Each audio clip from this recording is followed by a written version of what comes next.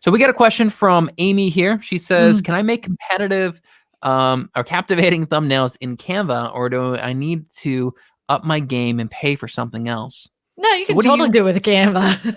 yeah, what do you use Totally. for your thumbnails? I use PicMonkey, but I'd like to Yeah. get into Photoshop, but I like the thing is I started with PicMonkey and it was like a paid service my whole family used. So it was like I already kind of knew how to use it. And I think any editing software when it comes to even editing your videos or your thumbnails or anything, it's kind of like your CRM. It's the one you're going to use.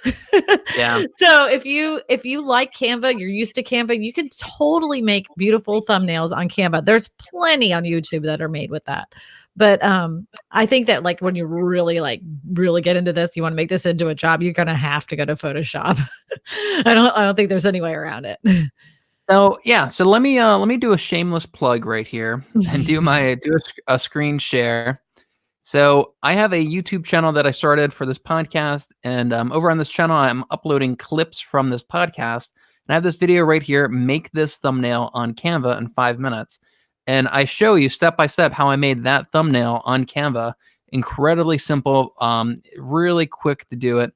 And a lot of creators are still using Canva.com to do their thumbnails. Think Media uses Canva to do a lot of their thumbnails as well, and they're huge. They have almost 1 million subscribers, and they're still using Canva, and they just create very simple and effective thumbnails. You don't have to make them super elaborate and super complicated. No, and I found that the more simple they were for myself, the better off I was, because I was like painstakingly erasing hairs around my head and all this stuff.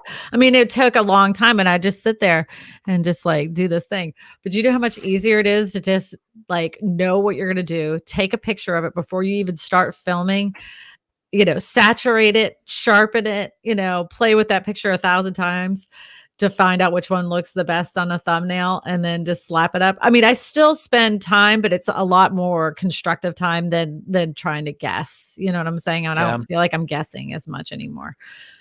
So this latest video I did, 7 hidden costs in tiny homes. I just published it this morning.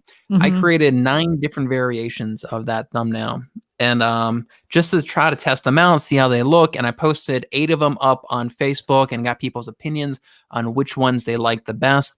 And I'm still refining it. And out of those 9, I picked my 2 favorite, and now I'm using TubeBuddy to A/B test those 2 thumbnails to see which one gets the higher click-through rate.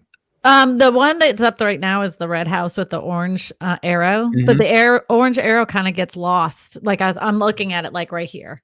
So the orange arrow kind of gets lost.